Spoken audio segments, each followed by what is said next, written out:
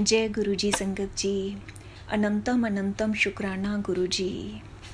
संगत जी, गुरु जी के ग्रंथ दिव्य आभा में से जो सत्संग आज मैं आपको सुना रही हूँ वह गुड़गांव के अरविंद सिंगला अंकल का है।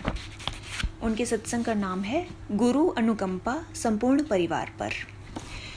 अंकल अपना सत्संग बताते हुए कहते हैं, इस ग्रह पर सबसे मुश्किल काम गुरु जी के साथ अपने अनुभवों को शब्दों में पिरोना है। उनको देखने या मिलने के सुख जैसा और कुछ हो ही नहीं सकता। उसके बाद ही आपको अनुभव होता है कि वह कौन है और उनमें कितनी दिव्य प्रतिभाएं हैं। परंतु उनके दर्शन सरल नहीं हैं। वह तो उनके नियत करने पर ही संभव हैं। अनेक बार उनके दर्शन करने की बनी बनाई योजनाएं सफल नहीं हो पाती हैं और इसके विपरीत यदि वह चाहें तो वह आपको कहीं से भी बुला लेते हैं। मुझे दोनों ही अनुभव हुए हैं।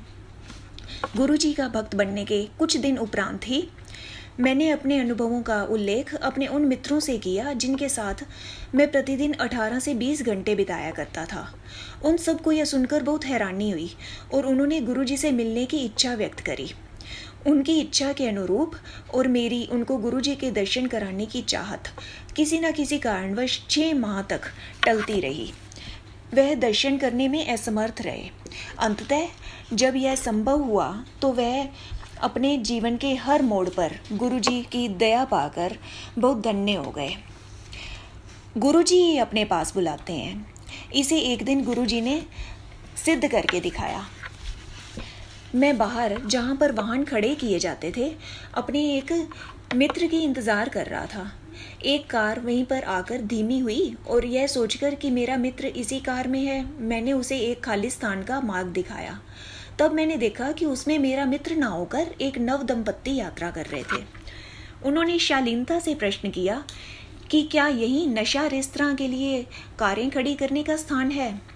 मैंने क्षमा याचना करते हुए उन्हें बताया कि यह स्थान तो इसी मार्ग पर कुछ और दूरी पर है और यह स्थान संगत की कारें खड़ी करने के लिए है और मैं वास्तव में अपने एक मित्र की इंतज़ार कर रहा था। इसके बाद वह दोनों अपने मार्ग पर आगे चले गए। थोड़ी देर में ही वह दोनों वापस आए और उन्होंने जानना चाहा कि क्या वह गुरुजी के दर्शन कर सकते हैं। मैं हैरान रह गया कि यह नव दंपत्ति अपनी शाम एक आमोद प्रमोद के स्थान पर ना बिताकर एक गुरु के मंदिर में व्यतीत करना चाहते हैं, जिनके बारे में अभी कुछ मिनट पहले ही सुना था। उन्होंने गुरुजी के दर्शन का लाभ उठाया और बहुत संतुष्ट होकर गए। गुरुजी किस प्रकार अपने भक्तों को अपने पास बुलाते हैं। गुरुजी के संरक्षण में जब से मैंने गुरुजी के पास आना शुरू किया, हर दर्शन एक विशेष आनंद होता है। उनके यहाँ पर बिताया हुआ समय उस दिन और जीवन का सबसे रोमांचक समय होता है। गुरुजी बहुत कुछ देते हैं। उस लंबी सूची में उनका संरक्षण भी है। गुरुजी की छाया में प्राप्त सुरक्षा अनुपम है। यह मेरे कई अनुभवों से सिद्ध होता है। हमें गुरुजी के पास आते हुए कुछ महीने ही हुए थे जब मुझे एक दिन तेज बुखार हो गया। चाहे मैं दवाई कम ही लेता हूँ, उस दिन मुझे एक बहुत स्ट्रॉन्ग दवाई लेनी पड़ी, परंतु उससे कोई लाभ ना हुआ, ना ही माथे पर गीला कपड़ा रखने से। मेरी माँ ने जब मुझे अपने पास रखने के लिए गुरुजी का एक चित्र दिया तो उस चित्र को रखते ही मेरा बुखार कम हो गया और तापमान सामान्य स्तर पर आ गया। गुरुजी के चित्र ने मुझे तुरंत लाभ पहुँचाया था। एक बार कॉलेज में मुझे अचानक ही तेज पेट दर्द शुरू हो गया। उसके साथ ही मुझे उल्टी भी हुई और जी मितलाना भी शुरू हो गया। जब तक मेरे दोस्त मुझे लेकर घर पहुँचे, मेरे पिता गुरुजी के यहाँ जा चुके थे। मेरे 2 मित्रों ने मेरे पिता के वापस आने तक रुकने का निर्णय लिया, पर मेरी लगातार बिगड़ती स्थिति देखकर उन्होंने मेरे पिता को फ़ोन किया। चूँकि 1 घंटे तक उनकी प्रतीक्षा करना ठीक नहीं लगा तो वह मुझे पास के एक अस्पताल में ले गए। मेरा चेकअप करने के बाद डॉक्टर ने मुझे 2 इंजेक्शन और कुछ दवाइयाँ देकर घर जाकर आराम करने को कहा, किंतु उससे कोई लाभ नहीं हुआ। उधर मेरे पिता ने गुरुजी को मेरी हालत के बारे में बताया और शीघ्र जाने की आज्ञा ली।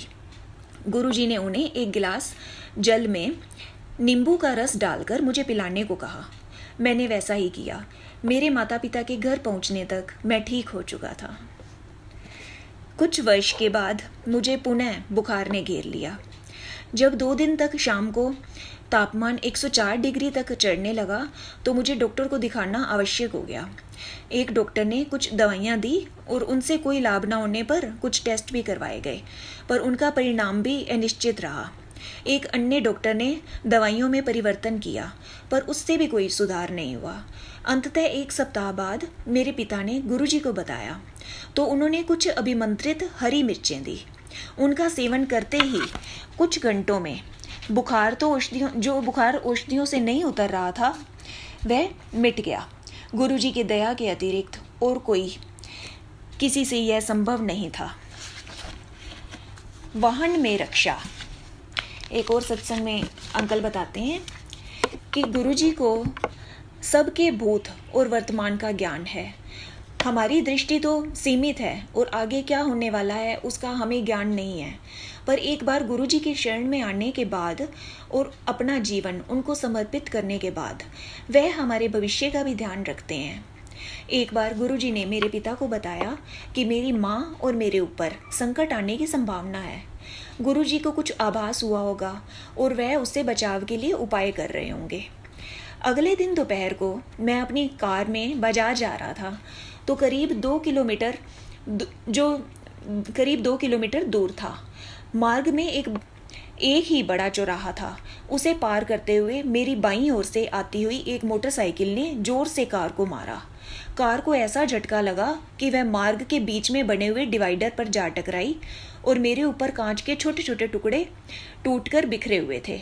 मैंने जब सामने के कांच को देखा तो वह साबुत था। फिर मुझे मालूम हुआ कि वह टुकड़े खिड़की के टूटने से बिखरे थे। मैं उतरकर मोटरसाइकिल के पास गया तो उपस्थित भीड़ मेरे साथ हमदर्दी कर रही थी, यद्यपि मैं बड़ी गाड़ी चला रहा था। मैंने चालक के नंबर लिए। उसके कुछ मित्र आकर उसे ले गए। मैंने भी आगे जाने का निर्णय लिया। मुझे लग रहा था कि कार शुरू नहीं होगी, पर पहली ही बार चाबी घुमाने से वह चालू हो गई। मैंने बाजार जाकर अपना कार्य पूरा किया। जब घर पहुंचकर मैंने स्नान किया तो देखा कि मुझे एक खरोंच तक नहीं आई थी। गुरुजी की दया से कांच के टुकड़ों से मुझे कहीं कोई चोट नहीं आई थी। उस संध्या को जब हम एक संबंधी की कार में गुरुजी के पास पहुंचे तो गुरुजी ने मेरे पिता को कहा कि वह चिंता ना करें, केवल कार को ही नुकसान हुआ है और यह ध्यान देने योग्य है कि बेटे को एक खरोंच तक नहीं लगी है। कार को देखकर कोई यह विश्वास नहीं कर सकता था कि उसके चालक को कोई चोट नहीं लगी है। कार को बहुत अधिक नुकसान हुआ था। उसका पूरा हिस्सा बदलना पड़ा और उसको ठीक होने में 1 सप्ताह का समय लग गया। केवल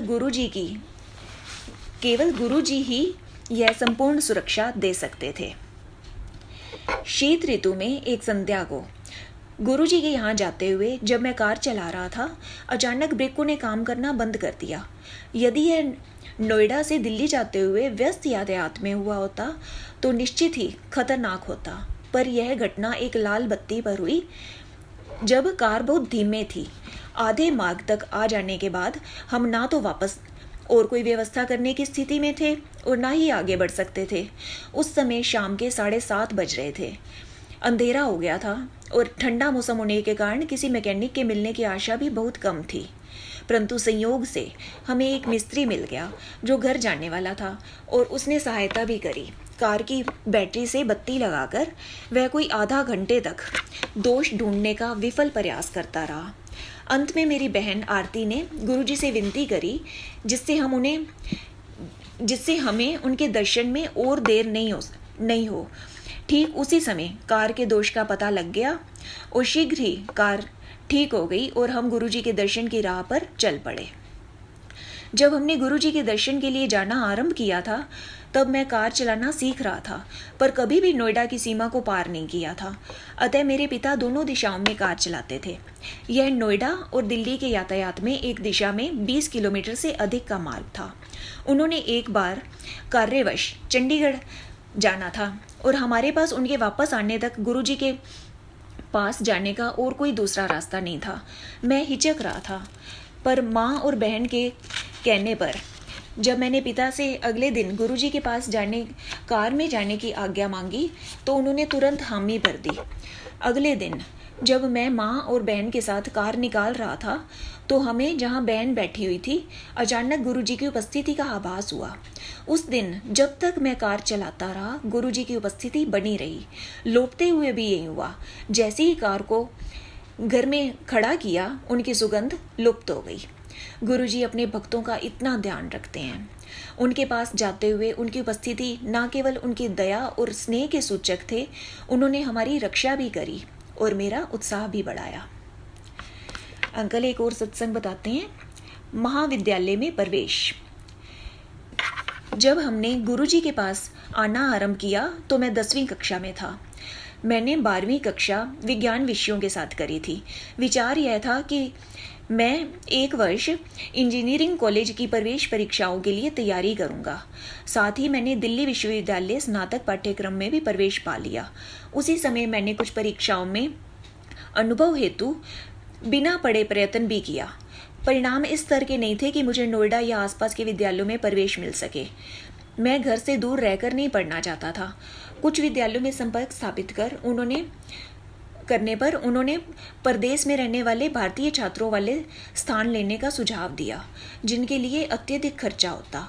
अतः मैंने 1 साल अध्ययन कर तैयारी करने का निश्चय किया। कुछ माह बीत गए। चूंकि कुछ स्थान अभी भी खाली थे, उत्तर प्रदेश के छात्रों के लिए विशेष प्रवेश परीक्षाएं हुई, परंतु इसमें भी वहीं बाहरी देशों के रहने वाले भारतीय छात्रों वाली कहानी दोहराई जा रही थी। एक दिन गुरुजी ने मेरे पिता को बुलाया और कहा कि तुम्हारे पुत्र को प्रवेश मिल गया है, प्रसन्न रहो। मेरे पिता को इस कथन का अर्थ समझ में नहीं आया, तो फिर भी उन्होंने गुरुजी का धन्यवाद किया और घर आ गए। अगले दिन मेरे पिता ने मेरे विद्यालय से घर लौटने पर मुझसे पूछा कि क्या मैं ग्रेटर नोएडा में एक इंजीनियरिंग कॉलेज में पढ़ना चाहूँगा। उस दिन तिथि 14 नवंबर थी और प्रवेश 10 नवंबर को बंद हो चुके थे। खुश होकर मैंने तुरंत हाँ कर दी। मैं अपने पिता के साथ उस कॉलेज के ऑफिस में गया और सारे कागज पत्र दे दिए। मुझे अगले दिन से कक्षाओं में आने के लिए कहा गया।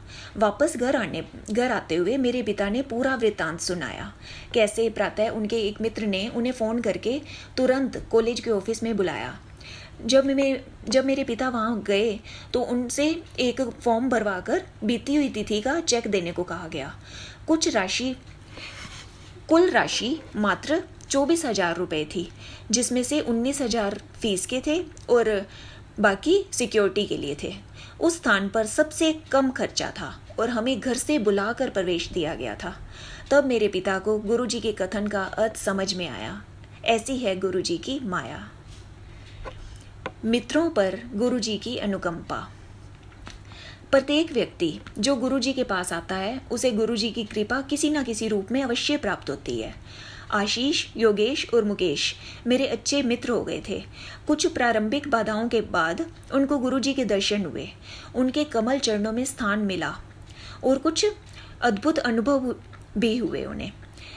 हमारे कॉलेज में छमाही सत्र होते थे और अनुत्तीर्ण होने पर 1 वर्ष के बाद फिर उस सेमेस्टर की परीक्षा दे सकते थे, परंतु यदि उत्तीर्ण होने के लिए 10 अंकों तक की आवश्यकता होती थी तो वह दे दिए जाते थे। योगेश के 11 नंबर कम थे, अतः नियम अनुसार उसे 1 वर्ष की हानि होती। 1 माह उसे बहुत परेशान रहना पड़ा क्योंकि उसे अगली कक्षा में आने की अनुमति नहीं मिली। एक दिन उसने गुरुजी से सहायता के लिए प्रार्थना करी और ऐसा करते करते सो गया। जब वह सोकर उठा तो वह अपने स्वप्न को लेकर प्रसन्नचित्त पर दुविधा में था। उस समय उसने हमें कुछ नहीं बताया। अगले दिन समाचार पत्रों में विश्वविद्यालय परिषद की बैठक में हुए निर्णय का वर्णन छपा हुआ था, जिसमें उन्होंने सब छात्रों को 4 वर्ष में एक बार 15 नंबर देने का निश्चय लिया था। इस प्रकार योगेश का वह 1 वर्ष बच गया और तब उसने उस स्वप्न की चर्चा करी। सपने में उसकी माँ उसे गुरुजी के पास ले गई और योगेश की अशांति के बारे में बताया। गुरुजी ने उनको चिंता मुक्त रहने को कहा। यह सपना परिषद की बैठक से कुछ देर पहले ही आया था। उसके बाद बैठक में निर्णय निश्चित ही गुरुजी के कारण ही लिया गया होगा। हर परीक्षाओं से पहले हम गुरुजी के दर्शन की इच्छा रखते थे। मैं अपने परिवार के कारण उनके दर्शन सरलता से कर लेता था, परंतु मेरे मित्रों को उनके दर्शन करने के लिए विशेष प्रयास करना पड़ता था। आशीष पर गुरुजी के दर्शन से विशेष प्रभाव होता था। दर्शन के बाद वह अपने सब विषयों में पास हो जाता था। यदि दर्शन नहीं हो पाते थे तो वह एक या उससे अधिक विषयों में रह जाता था और उनमें पुनः परीक्षा देनी पड़ती थी। गुरुजी की कृपा से विद्यालय से निकलते ही मुकेश हनीवेल नामक एक अति प्रसिद्ध कंपनी में कार्यरत हो गया। वहाँ पर उसकी ट्रेनिंग 1 वर्ष की थी। उस अंतराल के बाद वह बहुत उत्सुकता से अपने स्थायीकरण की प्रतीक्षा कर रहा था, परंतु जब 2 माह उपरांत भी यह नहीं हुआ तो वह गुरुजी के पास 14 अप्रैल 2005 को आया। उसने गुरुजी के दर्शन कर प्रसाद लिया और चला गया। अगले कार्य दिवस 16 अप्रैल को उसे अपने स्थायी होने की सूचना प्राप्त हो गई। वास्तव में गुरुजी अपने आशीर्वाद से सब संभव कर देते हैं। मेरे अंकों का पुनरावलोकन।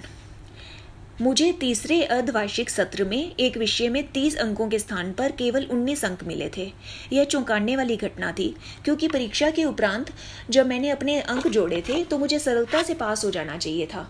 यह मैंने अपने अभिभावकों को बताया और साथ में यह भी कहा कि यदि इस समय मेरे केवल 19 अंक आए हैं तो संभवतः इस विषय में मैं कभी भी पास ना हो पाऊँ। तो मेरे पिता ने जब यह बात गुरुजी को बताई तो उन्होंने रीचेकिंग करवाने के लिए एप्लीकेशन देने की सलाह दी। अगले दिन मैंने वही किया। उसके अगले दिन विद्यालय में किसी विद्यार्थी के अंकों के बदले जाने की सूचना थी। मैं तुरंत प्रिंसिपल के पास गया तो मेरा नाम सुनकर उन्होंने कहा कि अब मेरे अंक बदलकर 53 हो गए हैं।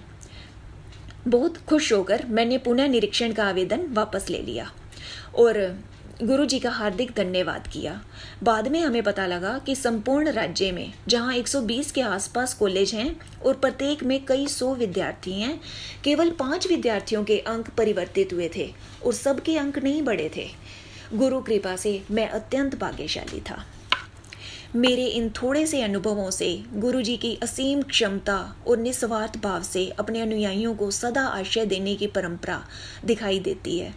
जब भी कोई भक्त अपने दुख में गुरुजी से प्रार्थना करता है, गुरुजी सदा उसकी सहायता करते हैं। मूल सार यही है कि यह जीवन गुरुजी को समर्पित कर दें। वह तो प्रेम और स्नेह के अंतहीन स्रोत हैं। प्रार्थना करता हूँ कि उनकी हितकारी दृष्टि सदा हम पर बनी रहे और वह हमें सदा अपने चरणों में स्थान देते रहें।